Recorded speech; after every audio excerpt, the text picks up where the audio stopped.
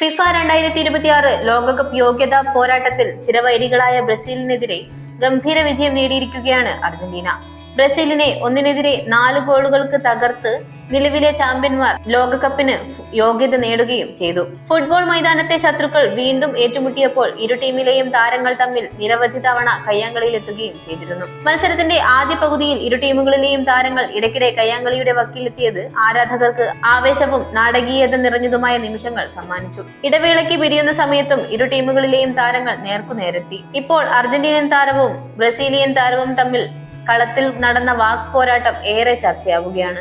Brazilian യുവതാരം റോഡ്രിഗോയും Argentinian മധ്യനിര താരം ലിയാനാർഡോ പരേഡസും തമ്മിലാണ് വാക്കുകൾ കൊണ്ട് തർക്കം നടന്നത്. റോഡ്രിഗോയുടെ നീക്കം പരാജയപ്പെടുത്തിയ പരേഡസിനോട് നിങ്ങൾ വളരെ മോശമാണ് എന്ന് റോഡ്രിഗോ പറഞ്ഞത് കൂടിയാണ് തർക്കത്തിന് തുടക്കമായത്. പിന്നാലെ എനിക്ക് ഒരു ലോക കിരീടവും 2 കോപ്പ അമേരിക്ക കിരീടവും ഉണ്ട്.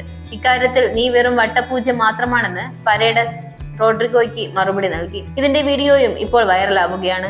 ഇതിനിടെ ബ്രസീലിനെതിരെ നേടിയ ഉജ്ജ്വല വിജയത്തിൽ പ്രതികരിച്ച് രംഗത്തെത്തിയിരിക്കുകയാണ് അർജന്റീൻ താരം റോഡ്രിഗോ ഡി പോൾ. ഇനി അവർ തങ്ങളെ ബഹുമാനിക്കട്ടെ എന്നാണ് ഡി പോൾ പറയുന്നത്. കഠിനാധ്വാനത്തിലൂടെയും വിജയത്തിലൂടെയുമാണ് അർജന്റീന അവർക്കുള്ള ബഹുമാനം നേടിയെടുത്തതെന്നും ഡി പോൾ പറഞ്ഞു. മത്സരത്തിന് മുൻപ് ഞങ്ങൾ ആരെയും പുച്ഛിക്കാറില്ല, അനാദരവ് കാണിക്കാറുമില്ല. ഈ വർഷങ്ങളിലെല്ലാം ഞങ്ങളോട് പലരും വളരെയധികം അനാദരവ് കാണിച്ചിട്ടുമുണ്ട്. ആരും ഞങ്ങളെ സഹായിച്ചിട്ടില്ല. ഇന്നുള്ളതെല്ലാം ഞങ്ങൾ എല്ലാം സ്വന്തമായി നേടിയെടുത്തതാണ്. ഞങ്ങൾ അത് തെളിയിച്ചു കൊണ്ടിരിക്കുകയും ചെയ്യുന്നു, ഡി പോൾ പറഞ്ഞു. കഴിഞ്ഞ 6 വർഷമായി ഞങ്ങൾ ഏറ്റവും മികച്ച ദേശീയ ടീമാണ്. അവർ ഞങ്ങളെ ബഹുമാനിക്കട്ടെ, ഡി പോൾ പറയുന്നു. ബ്രസീൽ താരം റാഫീഞ്ഞയുടെ പ്രസ്താവനയ്ക്കുള്ള മറുപടിയായാണ് ആരാധകർ ഡി പോളിന്റെ പ്രതികരണത്തെ കാണുന്നത്.